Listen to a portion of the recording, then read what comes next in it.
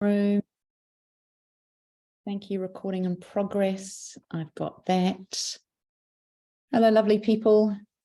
This is hopefully a little bit of a participatory session, so if you're willing to turn your cameras on and your sound on, that would be fantastic.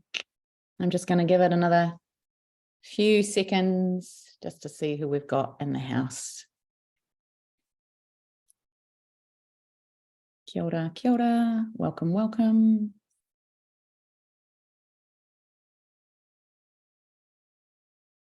Hello, hello. Just giving it another few seconds before we kick off. And if anyone else wants to turn their cameras on, I promise that you will not be expected to do anything out of the ordinary. So if you want to, have a little opportunity to play on a Wednesday afternoon, do switch on and come join us in the Zoom room.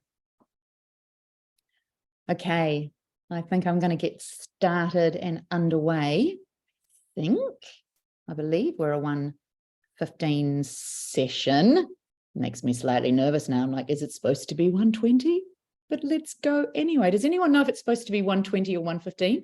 Can I get a Claire or a Man to go, it's now, or no, wait 3 minutes? No, I think it's now, like 1:15. Fantastic. Thank you so much, Claire, NZ. Lovely. Kia ora koutou, everyone. I'm Nicola from Voice Arts. I am a Pakeha woman with sort of mousy brown, slightly blonde hair just below my shoulders. And today I'm wearing a green merino top because it's cold here in Wellington, where the wind is blowing and the rain is coming down, and it is not a very nice day. So I'm thrilled to have an opportunity to be with some of you this afternoon at the conference. So this is the plan for the next 45 minutes. I've got 4 outcomes, and for each outcome, I've got 2 games and exercises that I would like to share with you.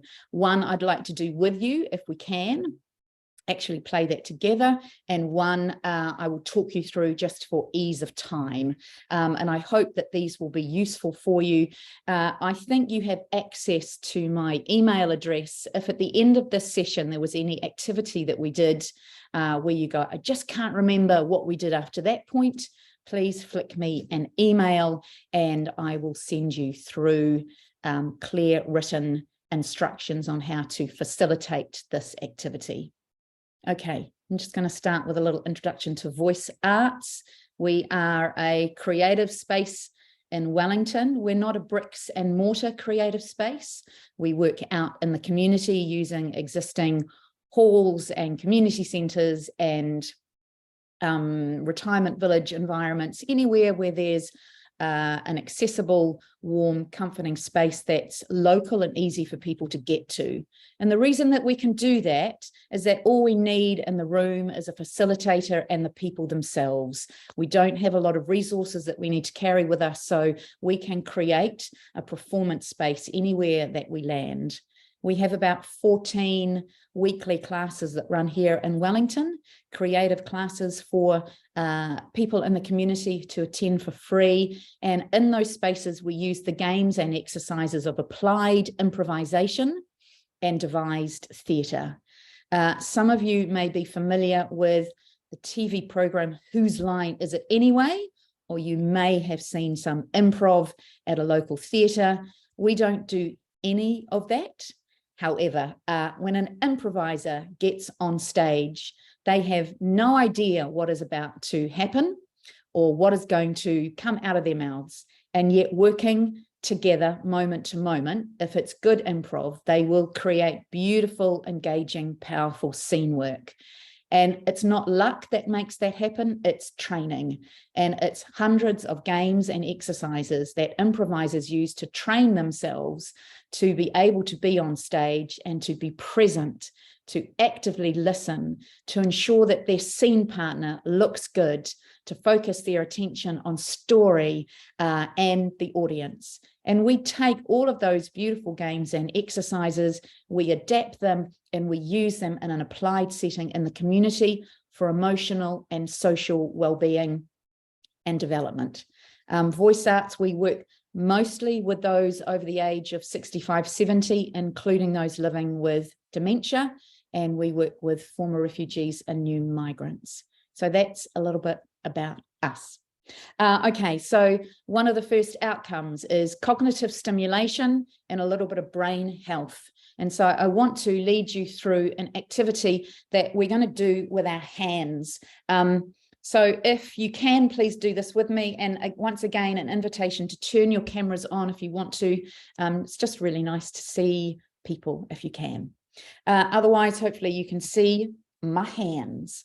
So I want to acknowledge Wiramu Sarich, beautiful man from Kirikiri who teaches Indigenous Māori games. And so the play was so important and remains important, I'm sure, for education and for passing down of traditional knowledge and understanding. And he shared this game with me, and I love it, and we're going to play it today. I'm going to do it with you in Te Reo, just because it's Thursday afternoon. No, it's not even Thursday afternoon. Oh my God, it's Wednesday, but my brain needs a little bit of a cognitive stretch. So I'm going to do it in Te Reo, but you can do this in English or any language if you want. We are going to count from 1 to 7 using our hands. Okay, so this is number 1, people. 1. Beautiful. So tahi rua. Rua is a fist curled up and on the flat of your hand. Nice. Tahi rua.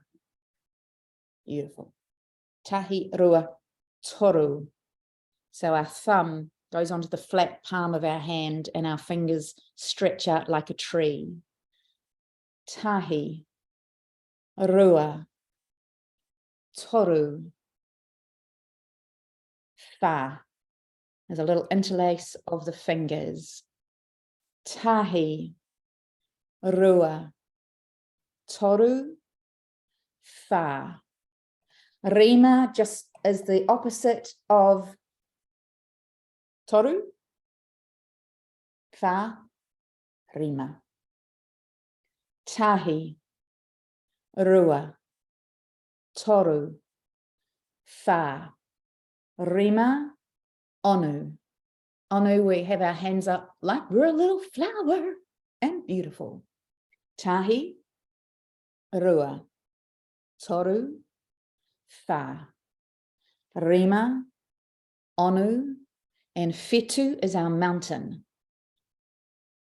Tahi, rua, toru, fa, rima, onu, Whetu. Last one is waru. It's our 2 fists together like this. And so that's our 1 to 7. So this is an activity that you play seated or standing.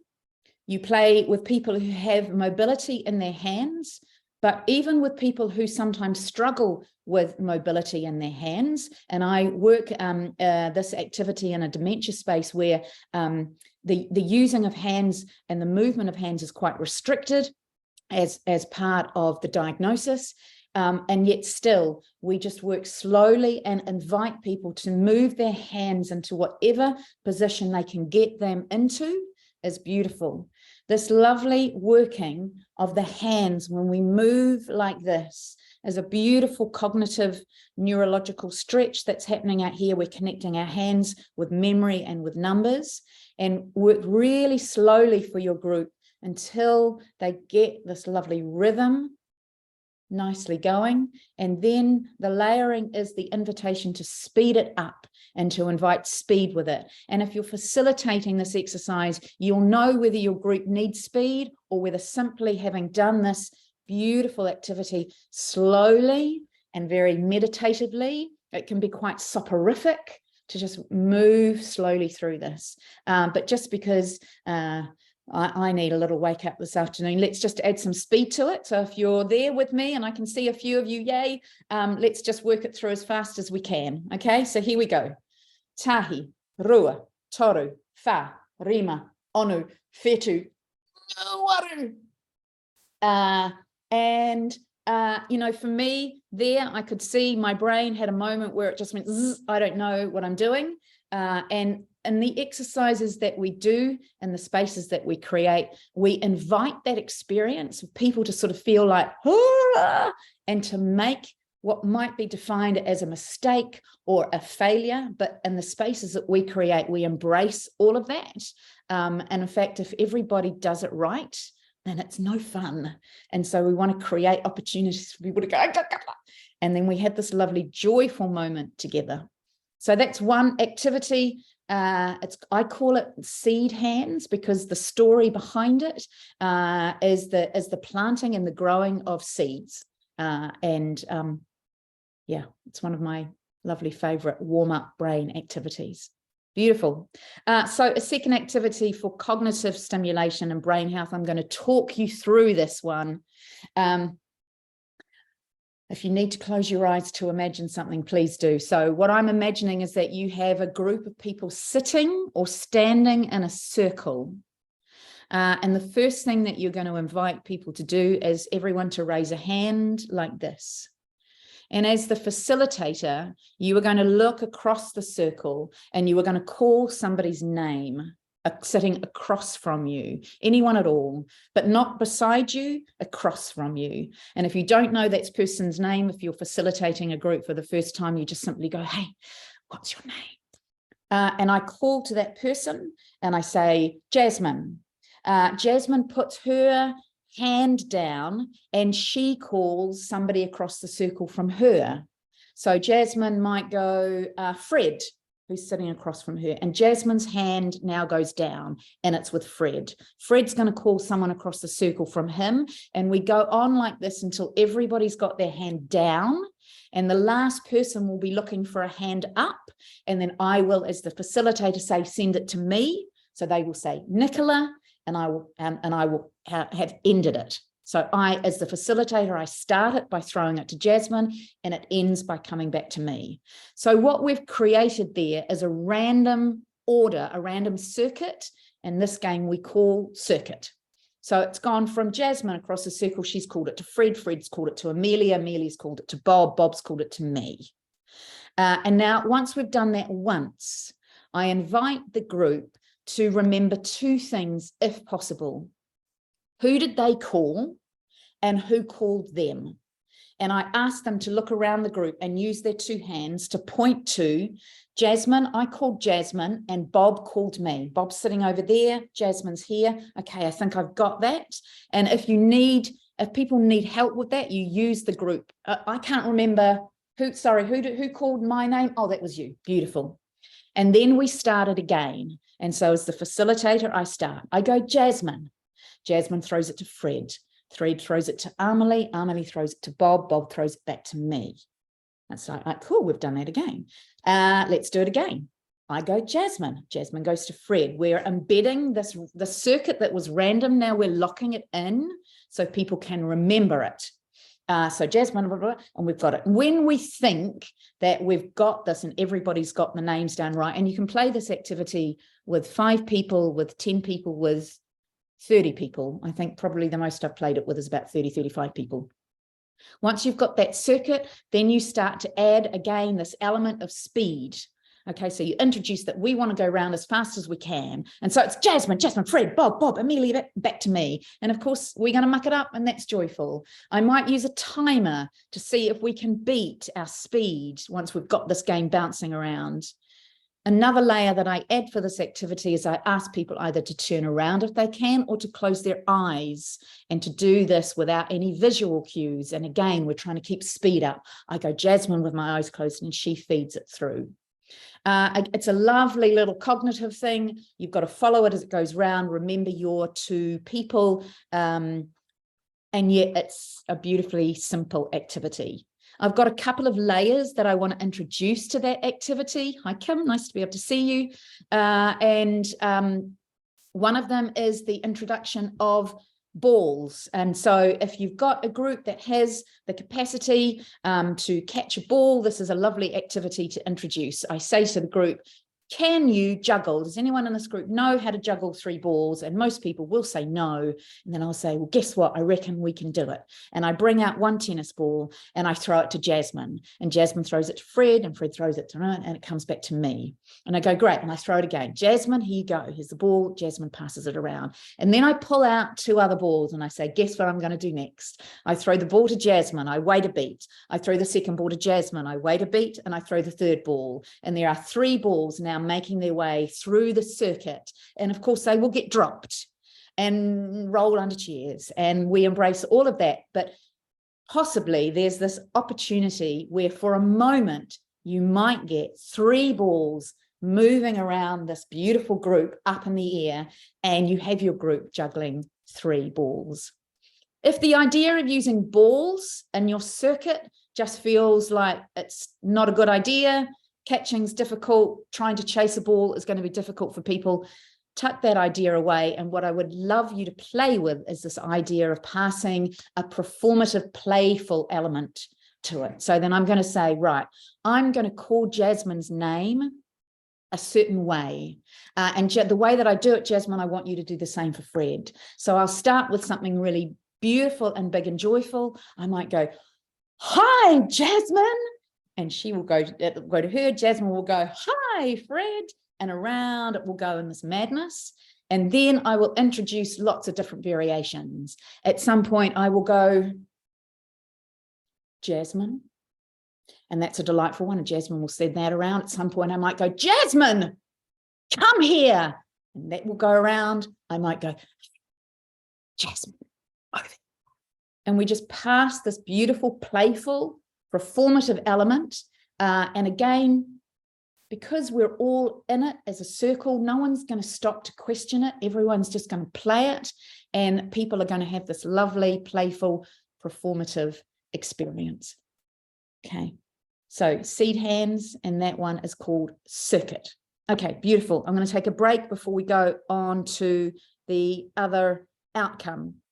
And I just want to talk, sorry, I've got some notes in front of me here. I want to talk through just some of these spaces that applied improvisation is being used in terms of learning and development and well-being. So applied improvisation is being used in training emergency response teams. So emergency management and emergency response is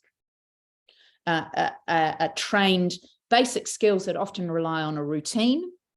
But they talk about, in the industry, they talk about how routine kills, because in an emergency, you are never going to get exactly what you have trained for. You need to be able to respond to the unexpected. So a spontaneous, flexible mindset that's adaptable to change. And that's exactly the muscle that we train when we do all of these lovely games and exercises. So it's used in emergency management. It's being used to support people who are homeless, who are transitioning, who are wanting not to be homeless and transitioning into full housing for themselves. And particularly in the space when you're transitioning through that process, it's often overwhelming for people. And it's helping people to deal with the overwhelm, that time where your brain just goes, I don't know, just almost shuts down. It's too much. I don't have an answer for that. I don't know what to say for that. I don't know what to do in this moment. And so the games and exercises of improv are a beautiful way of creating safe spaces for brains to have an experience of, I've got nothing. I don't know what to do right now.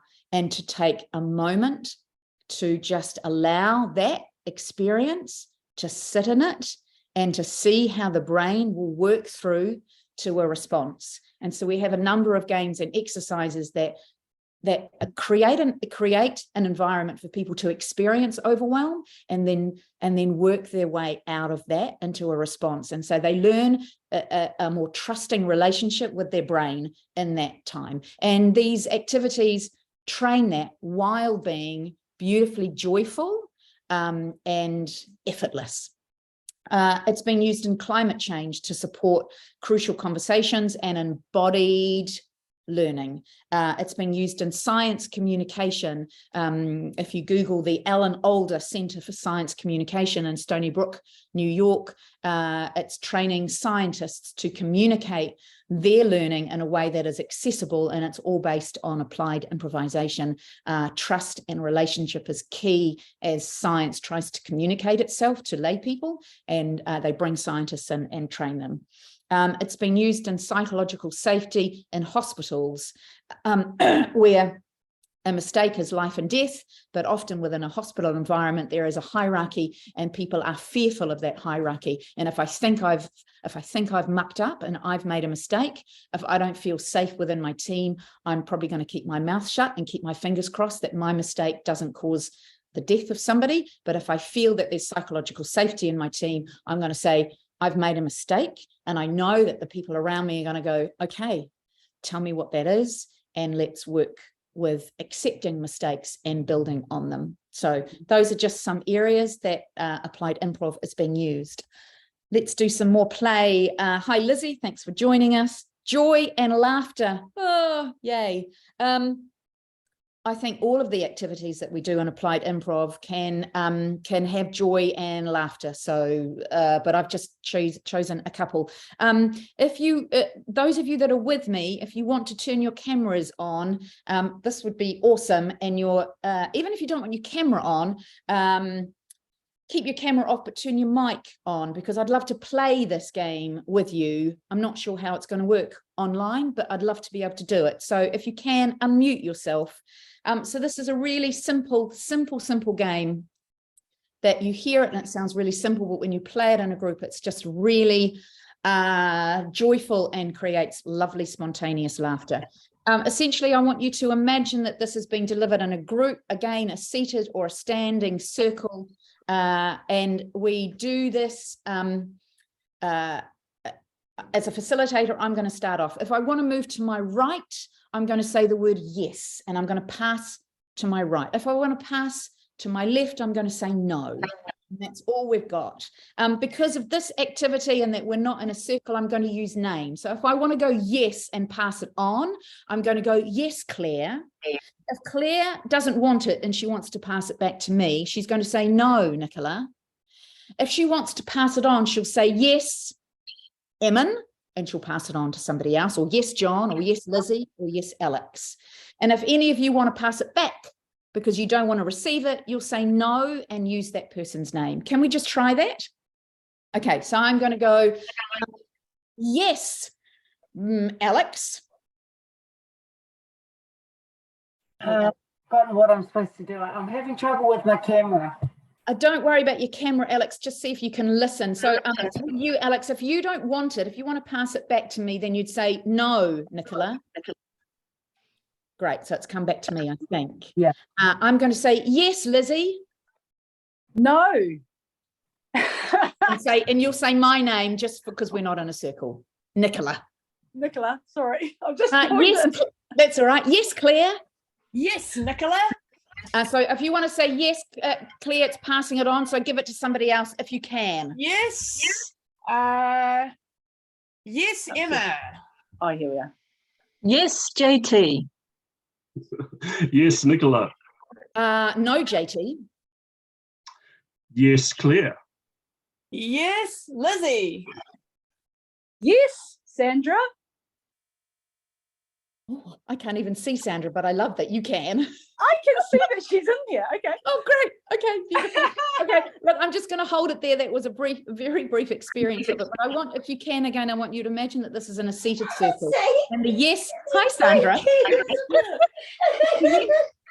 The yes passes to your right, the no passes to your left. And what happens is that you get these lovely little argy-bargies where I go, yes, Claire, and Claire says, no, Nicola. And I go, yes, Claire, and she says, no, Nicola. And you have these moments and it causes a beautiful, joyful eruption because people watch that and it's just lovely. When you're in a seated circle, you don't need to use names. You just go, yes, or to my left, no. And again, I could get into a little argue with someone. No, no, yes, yes. And then if you want to layer this up, you use the word okay to go across the circle. So I can go across to somebody with the word okay. So again, I just call this activity yes, no. And it's so simple and so joyful. Once people get that you can block and go, no, yes, no. And people find different, beautiful ways to express those two simple ways. No, Claire, no. Yes, yes, John, yes. And it's just a lovely invitation to be a little bit performative with a simple language. And in these little moments that you have with the person sitting to your right or to your left, you're building a social connection with them. When we play with people like this, there's an intimacy that's created that I think doesn't happen in any other spaces. Okay, I'm going to park that because of time. I want to move on to something else. This is another game that I think I played this just yesterday with a group and we howled with laughter. And I'm going to talk you through it. So a whiteboard, if you've got it in your space, and a whiteboard marker is great. If you don't, a piece of paper and a pen. And you're going to go again around your group and you're going to ask people, you're going to ask one person to start with. In fact, I'm just going to do this right now. Emma, sorry, you've muted yourself. Emma, can you give me a letter of the alphabet, please? Any letter that you like? Q. Thank you very much. Claire, can you give me a letter of the alphabet, please? Any letter at all, a letter you like? C. Great, thank you. John, can you give me a letter of the alphabet, please? One that you really like. You're right. Yes. S, thank you. Alex, can you give me a letter of the alphabet that you really like? E. M, beautiful. And I might just go around two more people and I might get a T and a V and a U. And I've written these letters up on the whiteboard. I might even try and sort of slightly stand in front of it so they can't see as I'm writing it up on the whiteboard. And so I'll just turn and call people, or if I've worked with the group well enough and I know the order they're sitting in, I will just call people's names. And then I will step back from the board and I will reveal this word. I don't know if you can see it. No, you can't. Screenshot. But it basically is a jumble of letters that we're going to decide is a word. And the first thing that you do is you ask participants in their own time to wrap their mouths around that word. And inevitably, because people love Q's and X's and no vowels, you'll get this random word. So the word that we came up with sounds like this. See, again, I'm struggling with it straight away and it just makes me laugh. So straight away, you've got people laughing as they try to sound this out. Kukusamatuv, kukusamatuv, kukusamatuv, kukusamatuv. And then I will say, unfortunately, I don't know what that word means, kukusamatuv. I have no idea. But Claire, thank God you're here, because Claire, I understand you know what that word means. Could you tell us what that word means, please? And straight away they're on the spot, but people get that you're playing, right? And so Claire's going to go, so what does it mean, Claire? Well, kukusamatu is the very fine art of shaping and weaving to make cats. Yes, it is. And whatever, again, the room breaks up with laughter because anything that people come up with is going to be delightful and joyful. And in this applied improv space, every offer is the right offer. You cannot get it wrong. And it's such a beautiful, safe space for people to play in.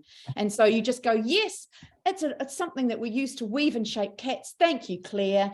And Claire has this moment of feeling really valued. Like, I just made stuff up and everyone's just gone, well done, yay. And it's a beautiful experience for people to have. And then I, scrap that word and go around again and, start with somebody else. Can you give me one letter from the alphabet? And I would just go around and do this as many times as you've got time for. So I just call this a word define game. Yep, beautiful. Hope you can use that one. Okay, so how are we going for time? 15 minutes, great. I just want to talk a little bit very briefly about some of the theories that sit behind the work that we do here at Voice Arts. So some of you in your studies or in your work may have come across the Russian child psychologist Lev Vygotsky. And he's one of the beautiful people whose work and whose theories in terms of child development is one that we hold very tightly to here at Voice Arts. So he identified, 1920s Russian child psychologist, he identified in his studies of children and their development that their development was done performatively, that children perform as walkers and perform as speakers before they can walk and before they can speak. So those of us that are parents or who have engaged with children will know the experience when a child goes, "Now, is it under the shoes from the park?" And as a parent, we don't say, "Sorry, what?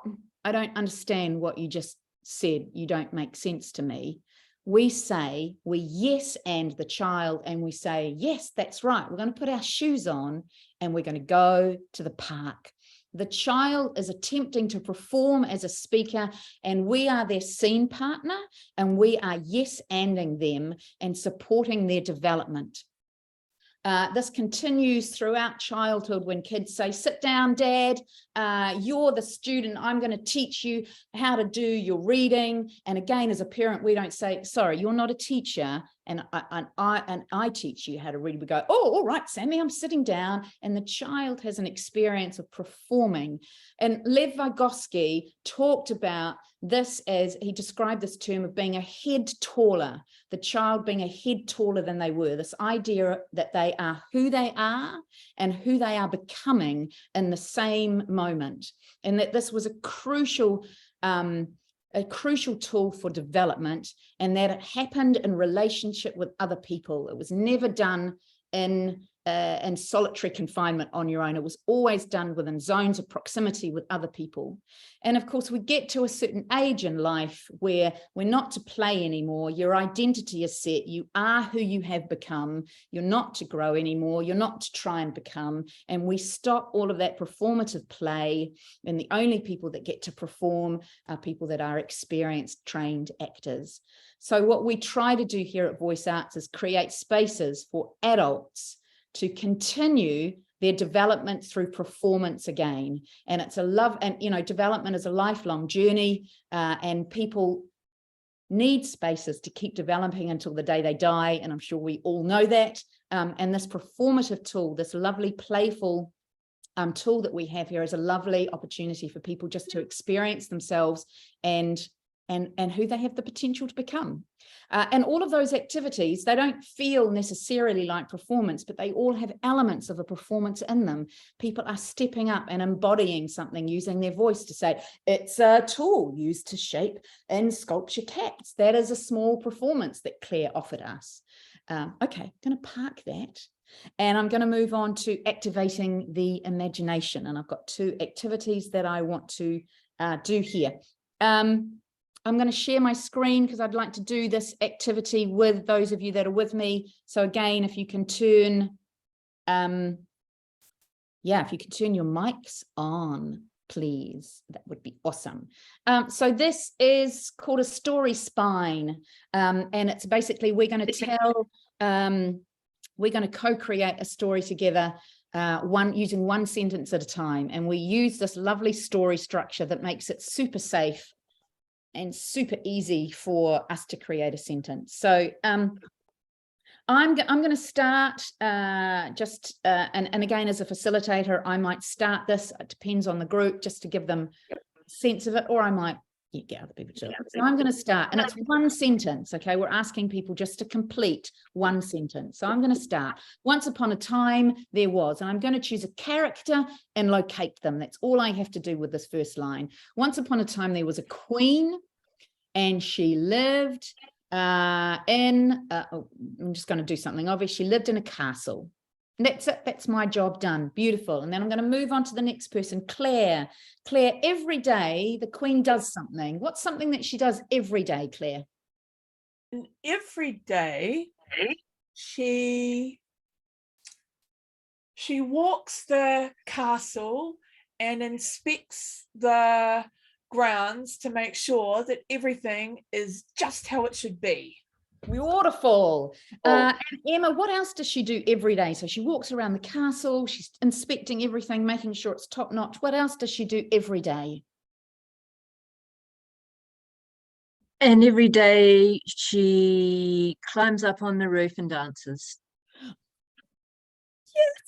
I love that. Okay, so there is a queen in a castle. And again, as a facilitator, I might just recap every time we move on. There's a queen in a castle. She inspects everything. Then she climbs up on the roof and then she dances. But suddenly, John, suddenly one day, something unexpected, John. What do you think?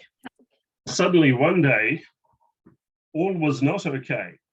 She noticed, as she came down from dancing on the roof, that in the attic stairwell was a crack in the wall. Oh, beautiful. Thank you, John. Alex, I'm not quite sure if you're still with us, if you can hear us, but Alex, I'm going to try you. Alex, because of that, She went to the beach. crack. Because of that, what happens? And because of it, she went to the beach. Because of that, she went to the beach. I love that she turns her back on the crack. Kim, and because of that, she goes to the beach. And because of that, what happens? Kim. Because of that, she never returns back to the castle. Great. And sorry, I've just gone to my screen. And so from that day on, and I'm just going to throw it back to you, John. So from that day on, she decides to never live in a castle again. The end. Beautiful. And I mean, hopefully, I'm hoping that all of you can see how freaking delightful that was. I just love the idea that she turned her back on that crack and went to the beach. And so I have this printed out on a piece of paper and I just hand it around to people. I get people to do it in pairs or to do it in a full group. And it's just a lovely, safe structure to activate imagination and just create beautiful, sometimes nonsensical, everything's accepted and built on offers for a story. Great, thank you, everyone. I'm going to stop sharing that. And then I'm just going to talk you through another activity that we use a lot here called the gift. And that is, and again, I imagine a seated circle or a standing circle. And as a facilitator, I'm going to go to my right. The idea is that it's the person's birthday to your right, and you have brought them a gift. And you're going to choose whatever gift that is. You're going to use your hands maybe to show the size or the shape of that, and you're just simply going to go, hold something tiny, it might be, and I might hand it to the person to my right and go, happy birthday, Claire.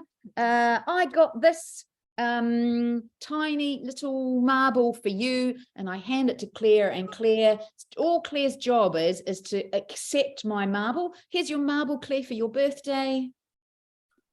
Ooh, I like it. Thanks, Nicola. You're so welcome. I knew you would love it. Yeah, and I do. It's a tiny exchange. And then Claire is going to turn to the person to her right, and she's going to come up with a gift, and that can go around the circle. And you're just activating people's imaginations. They have to think of a gift that might be nice. So that's one level of it. It's really, really simple. Another, if you want to activate this slightly higher cognitively, is that as the giver, I don't name the gift. So I use my hands to shape it. So I might go like this. And I might say, Claire, it's your birthday. I got this for you. I hope you like it. And I pass it to her without naming it. And Claire's job is to name it. Oh, you know what? I've been waiting for this for my violin, Yeah. I've been waiting for this bow. I knew you would love it. Yeah. And Claire is responsible for naming the gift whatever she wants. And if I had thought that I was passing her a feather, that she names it as a tiny violin, then that's what it is. And I have to accept that offer and go, I'm glad that you like the tiny violin. So I'm having an experience of, oh, well, that wasn't what I had in mind, but I'm going to park what I had in mind, because what's important here is my relationship to Claire. And if I block her and I say, no, Claire, it's not a violin. It was, I gave you a feather. Then I've blocked our ability to build with the idea that Claire had and for this lovely relationship to exist. And so there's a lot in play with that. And people find it really challenging, but it's really lovely as well. And just one more layer to the gift. one of my favorites in it, this is called the worst gift. And sometimes I just facilitate this. I conceive of awful gifts to give people, and they have to accept them. Thank you, Sandra, 5 minutes. They have to accept them with joy and delight, and they have to say why this is the perfect gift for them. So Emma, I'm just going to put you on the spot. Emma, I have collected all of the hair from my shower plug. I've been saving it, and it's a big ball of hair from my shower plug, and I'm gifting it to you, and I pass it to Emma, and Emma's going to tell me why that is the best gift ever. You know, I'm so delighted because I had my quagga doodle thing, and I needed to make a new cat, and I had no materials with which to do it. So it's going to be a drain hair cat. Thank you. Yes, so I love it.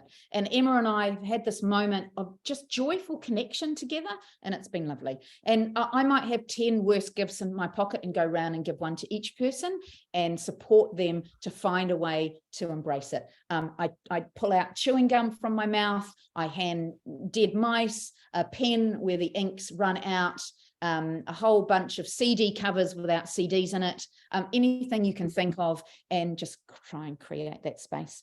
Okay, so that's activating the imagination. Oh, we're running out of time. I want to introduce you very quickly to Brian Sutton-Smith. He is a New Zealand play theorist, not with us anymore. He was born in New Zealand and he studied at Victoria University, got his PhD there, but then moved to the States and did most of his work in the States. But he is, for me anyway, he is renowned in my world for this comment: the opposite of play is not work, it is depression.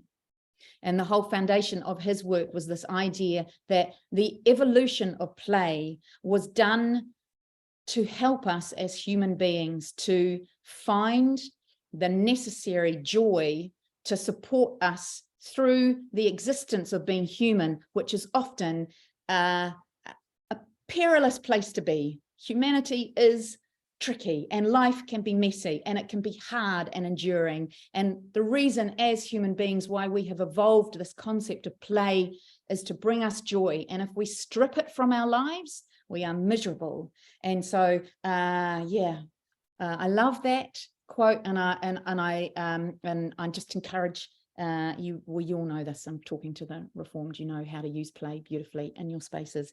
All right, deeper connection. Oh my God, I've got 2 minutes to do this. Okay, I'm going to very quickly talk you through something rather than demonstrating. So this is a drawing activity. So for the visual artists amongst us, yay. In pairs, there is a large piece of paper between the pair and one pen. And you ask the first person, person A, so decide who is A, who is B. Person A is to draw an eye in the center of the page, any eye that they want. Just take their time with the one pen to draw an eye. Okay, and they've got this lovely eye. They're going to pass the piece of paper to B, and B is asked to do the second eye. And inevitably, the second eye will look different. So now there are two eyes, and then the paper gets passed back to A. A, can you draw the nose, please? A draws the nose. The paper gets passed to B. B, can you draw the shape of the face around the eyes and the nose? And you get the flow of it. A will draw an ear, B will draw an ear. A will draw an eyebrow, B will draw an eyebrow. A will draw one lip, B will draw one lip. And then you have a face, this beautiful mixed up messy face. And then you say to people, right, you're going to name this face. We want a name for this character. And A is going to write the first letter. B is going to write the second letter. A little bit like that game we just did, one letter at a time until they come up with a name. And so there's this weird, unusual name that this face has. And then you're going to ask them to give an age. And again, A is going to write one number down on the page. And B is either going to put a number in front of that or on the other side of that, or no number at all. It's their choice. So you've got a name, an age, and this face. And then we come back as a group and we get that pair to introduce their face, their character, the name of them and their age. And then I facilitate the conversation just like, okay, so cool. So what do they do? And I don't know, ask them anything. And as a pair, this couple has to agree, are they married? I don't know. Yeah, yes, they're married. Yes, they're married. Okay, great. They're married. Do they have kids? Yeah, and we decide together, yes, we have kids. It's a lovely drawing, visual, but co-creating activity. It's 2 o'clock. I've got to go. You've got my email address, any activity that you want more information about, or if you want to reach out to Voice Arts or myself about anything, please do. Thank you so much for being here. It's been an absolute pleasure. I hope you're all enjoying the conference, and yeah, have a nice afternoon, everyone. I'm exhausted. Goodbye. Thanks, Thank you very Nicola. much. You're so welcome. Thanks for being with me. It was a pleasure. Goodbye, everyone. Enjoy the rest of your days. Goodbye, goodbye. I think I might have to end the meeting. I'm not quite sure. Yes. Cool. Thanks, everyone. Thanks, Sandra. That was great. Leaving the meeting. Bye.